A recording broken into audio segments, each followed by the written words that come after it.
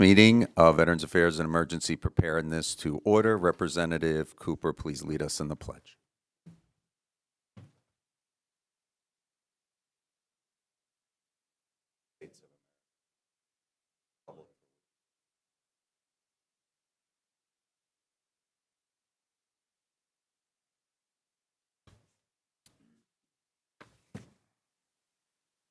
Jamie, please call the roll. Chairman Solomon, Here. Representative Borowski, Representative Brown, designation, Representative Doherty, designation, Representative Genst, Representative Haddock, designation, Representative Ingalls, designation, Representative Monroe, Here. Representative O'Mara, designation, Representative Pielli, Representative Sappi, designation, Representative Scott, Here. Representative Takak, designation, Representative Webster, designation, Chairman Gillen, Representative Banta, Representative Bashline, Representative Cooper, Representative Ham, Designation. Representative Kerwin, Designation. Representative Krupa, Representative Major, Representative Rigby, Representative Sender, Designation. Representative Wattrow, And designation. Representative Williams. I'm here. We have a quorum. Do we have a designation for Williams? He's online. Oh, yeah, we do do. have a designation, We do. yes. Okay, Mhm. great. Thank you, Jamie. I'm going to call up our one item of business on our agenda today, House Bill 1261, printers number 1384, authored by Representative Monroe. First, I'm going to call up our one amendment offered by Representative Scott, Amendment 00359. Representative Scott, for your comments. Thank you, Mr. Chairman. When our lives or our homes are in danger, we often rely on the actions of our local firefighters to save us. However, while they save our lives, nobody is saving them from the hidden dangers found in the equipment they are required to use and wear. Firefighter equipment is required to meet national standards for fire-resistant gear, and unfortunately, those standards include PFAS chemicals. The health risks of PFAS chemicals have caused concern for firefighters. PFAS are a group of over 7,800 human-made forever chemicals used in a wide range of products due to their ability to repel dirt, water, and grease, and not to break down over time. Studies have shown that PFAS chemicals may have long-term effects on individuals, such as impacting liver enzymes, increasing high blood pressure or chemical preeclampsia in pregnant women, decreasing birth weight in infants, and increasing the risk of kidney or testicular cancer. Since 2015, almost 3 out of 4 firefighters who were added to the IAFF Firefighter Memorial have died from apparent occupational cancer. It is for this reason that I'm introducing this amendment to require manufacturers of personal protective equipment that contain PFAS to include a warning label on the products and provide written notice to the purchaser that the equipment contains these chemicals. Both the manufacturer and the purchaser will be required to retain the notice for at least 3 years from the date of purchase. While we cannot completely eradicate the use of PFAS in firefighting gear, we can hope to warn those of the long-term dangers of being exposed to these chemicals. Please join me in protecting our firefighters as they protect us and support this important amendment. Thank you, Mr. Chairman.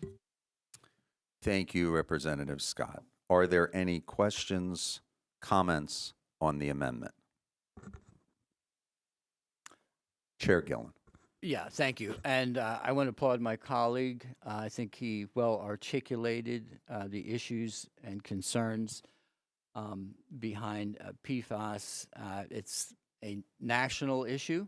It's very much on the front page of the psyche of volunteers as well as professional firefighters. I have a few questions relative to the enforcement provisions. It's the State Fire Commissioner's Office, is my understanding, that would handle the regulatory enforcement, and I understand that they primarily have administrative role now. Do they have the staffing for this? Have they offered any commentary on their perspective of now taking on a slightly different role?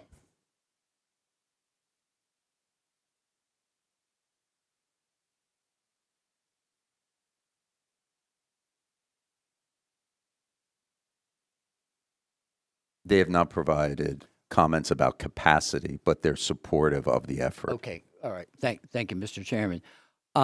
The fine regimen would be $5,000 for first offense, $10,000 for a second offense, and could that conceivably be levied if there was a paperwork problem at the volunteer fire station?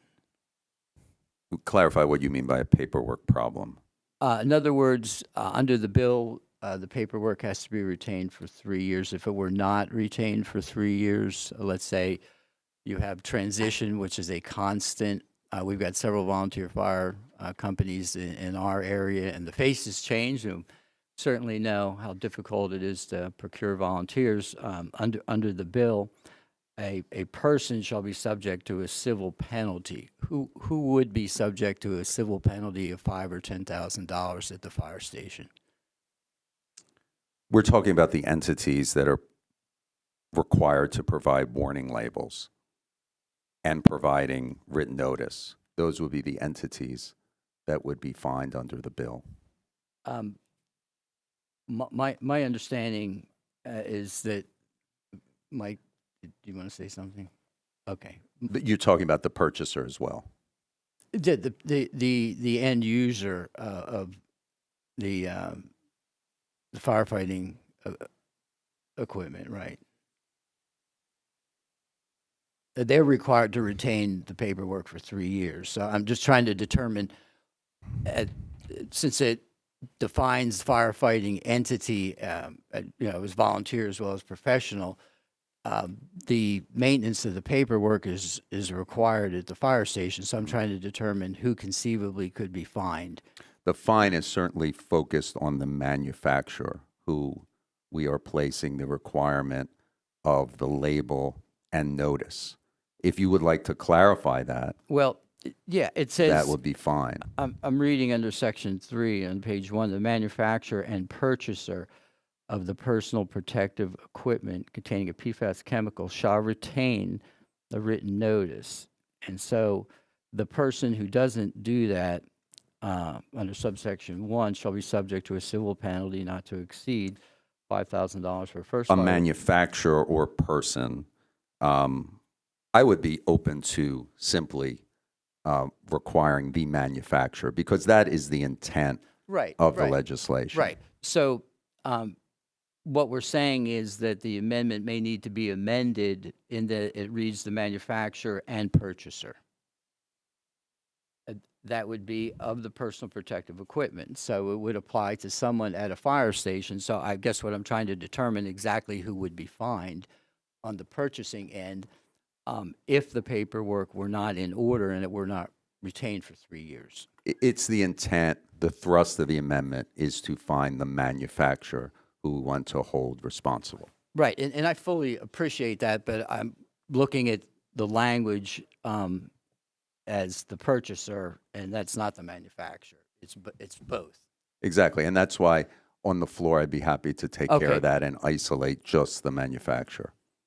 Okay, I think it would be important to do that, and I'm greatly appreciative of your thoughtfulness in offering a recalibration there. We certainly don't want to do anything that would have a chilling effect on volunteerism, and certainly we don't have enough bodies in the firehouse as it is now. I don't want to do anything or advance anything that would deter volunteerism, which is already hurting in the Commonwealth.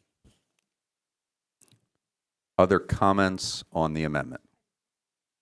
We already went to Chair Gillen. Is this on the amendment or the underlying bill? Okay, I know if we're going to open it up again, and then Chair Gillen, if you have further comments. I know Representative Haddock had a comment.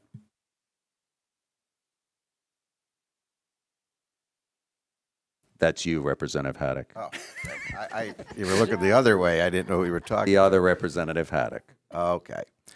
I just have another comment. We have to be very careful here, and I understand the chair's concern, but there's the manufacturer, and I think, and again, we could clarify this, but the problem is there's resellers. Not all this equipment comes direct from a manufacturer. it goes to a reseller or a wholesaler, whatever we want to call them. And this is a tag or a written notice. So it's an attached tag and it's a written notice. So if we go back with an amendment to just the manufacturer cannot control the quality control of the documentation of the resellers. And I don't think that the intent of this bill is to have the local fire station. It's like when you buy a piece of furniture, there's a fire tag on it. Once you get that fire tag into your private possession, you can remove it. But the seller chain cannot. So I would just caution that if we do bid, and it's great to clarify this, and that's why we have these meetings, resellers should be included in the chain of command of the proper documentation till it gets to the final purchaser. Thank you.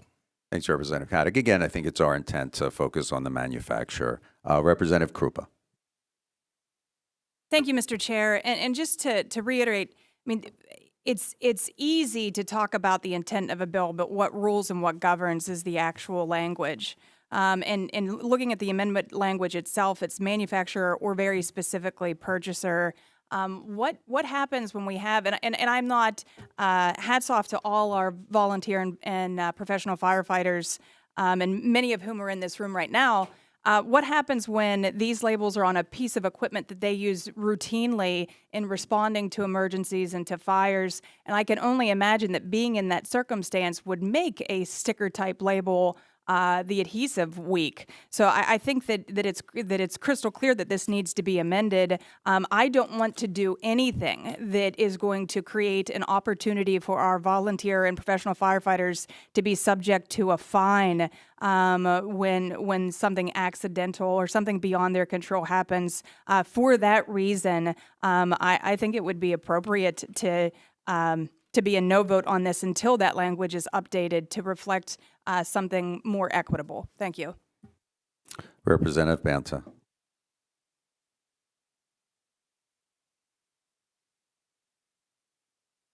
Representative Scott.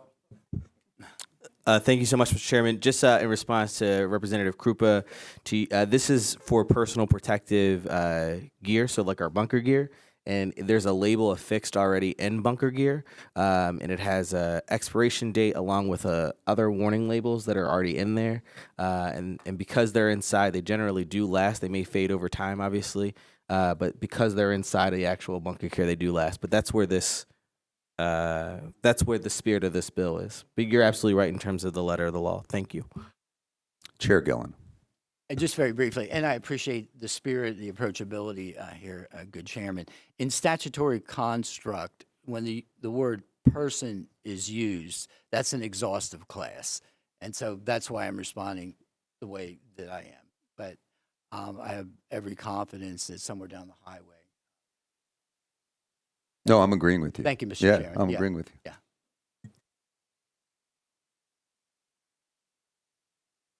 We're good. Okay. Let's call the roll. Chairman Gillen? Chairman Solomon? Yes. Representative Borowski? Representative Brown? Yes. Designation? Representative Doherty? Yes. Designation? Representative Genst? Representative Haddock? Representative Ingalls? Yes. Designation? Representative Monroe? Representative O'Mara? Yes. Designation? Representative Pielli? Representative Sappi? Yes. Designation? Representative Scott? Representative Takak? Yes. Designation? Representative Webster? Yes. Designation. Chairman Gillen? At this time, no. Representative Banta? Representative Bashline? Representative Cooper? Representative Ham? No designation. Representative Kerwin? No designation. Representative Krupa? Representative Major? Representative Rigby? Representative Stender? No designation. Representative Wattrow? No designation. Representative Williams? No by designation. Okay. We got 14. 15, 13, right?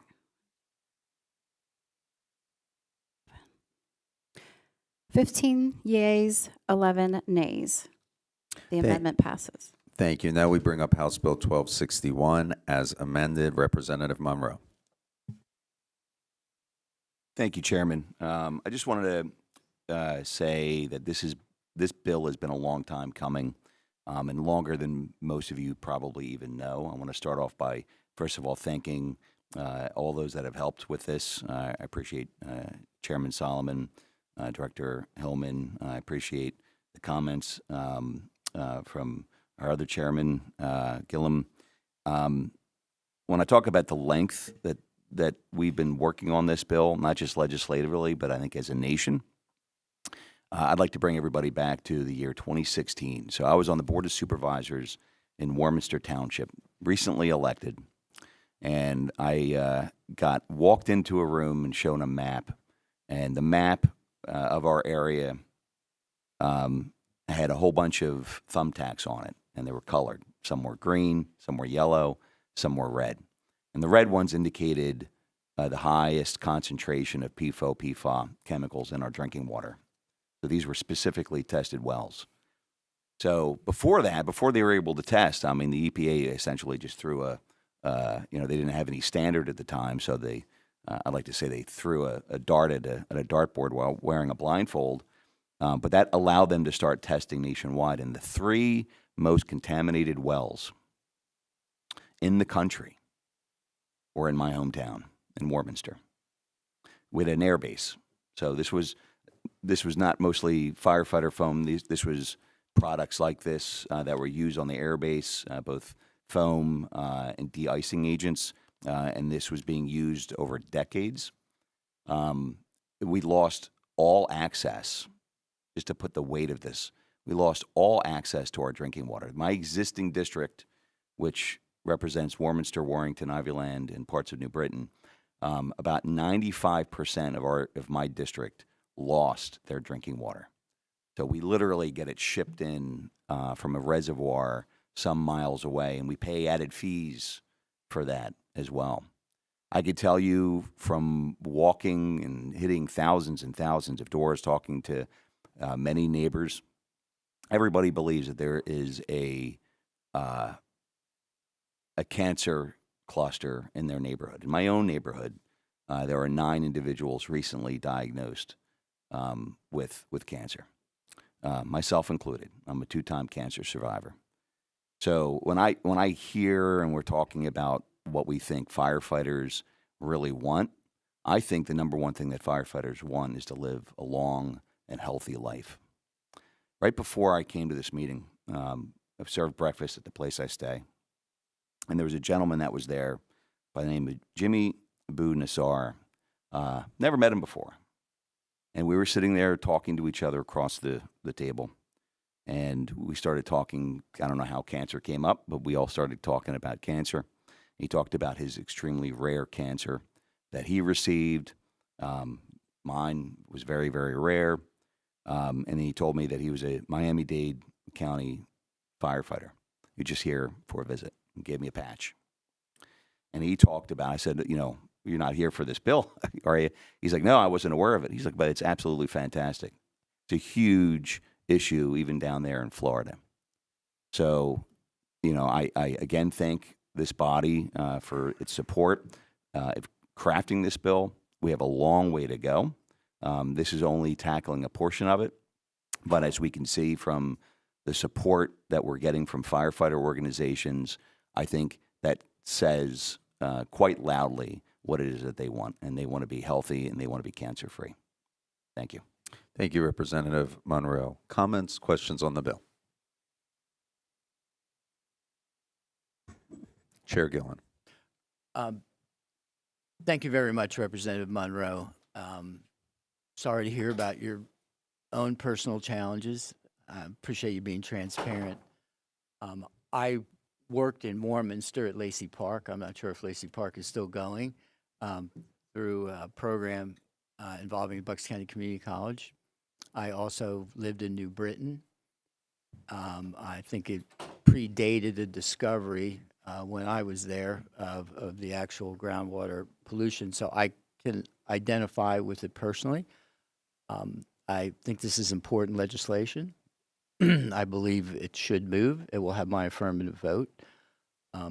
Certainly, some of your predecessors brought it to my attention before Representative Stevens, Representative Mert in that area. And back at the old Naval Air Station, I used to sit off the end of the runway there and watch the planes coming and going for many years. And so I just had one brief comment.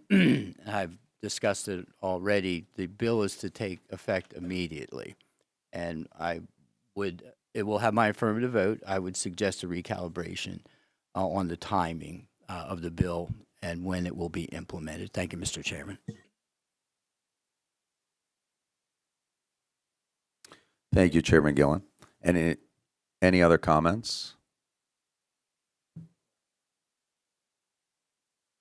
All right, in the future, let's just, after I call the chair on the opposing side, we're going to end comments. So, what's that? You're on our side, Chair Gillen. You're always on our side. So let's make an exception for this meeting, and then we're going to go back to standard protocol. Representative Haddock. It's tough to let a comment slide about this bill being around for so many years and so many state representatives, and then we're worried about putting it into action immediately. This has been talked about, and that's the problem with Harrisburg. Sometimes it's the place, it's nicknamed a good place where good bills go to die. So this stuff of worrying about a bill that's been talked about for years, and 3 state reps were named, why wait? Why delay it? If it's needed, let's do what the people need, and let's do what's right for Pennsylvania and our constituents and put it into effect immediately. Thank you. We are. Jamie, let's call the roll. Chairman Solomon, Yes. Representative Borowski, Representative Brown, designation yes. Representative Doherty, designation yes. Representative Genst, Representative Haddock, Representative Ingalls, designation yes. Representative Monroe, Yes. Representative O'Mara, designation yes. Representative Pielli, Representative Sappi, designation yes. Representative Scott, Representative Takak, designation yes. Representative Webster, designation yes. Chairman Gillen, Yes. Representative Banta, Representative Bashline, Designation. Representative Cooper, Representative Ham, Designation, yes. Representative Kerwin, Designation, yes. Representative Krupa, Representative Major, Representative Rigby, Representative Stender, Designation, yes. Representative Wattrow, Designation, Representative Williams. designation, yes. Okay. Unanimous. Unanimous. Thank you, Representative Monroe, and thank you, Chair Gillen and others for the discussion. Is the bill, House Bill 1261, as amended, will move to the floor. Is there any other business before the committee? You don't have anything, Representative Scott? All right, we are adjourned.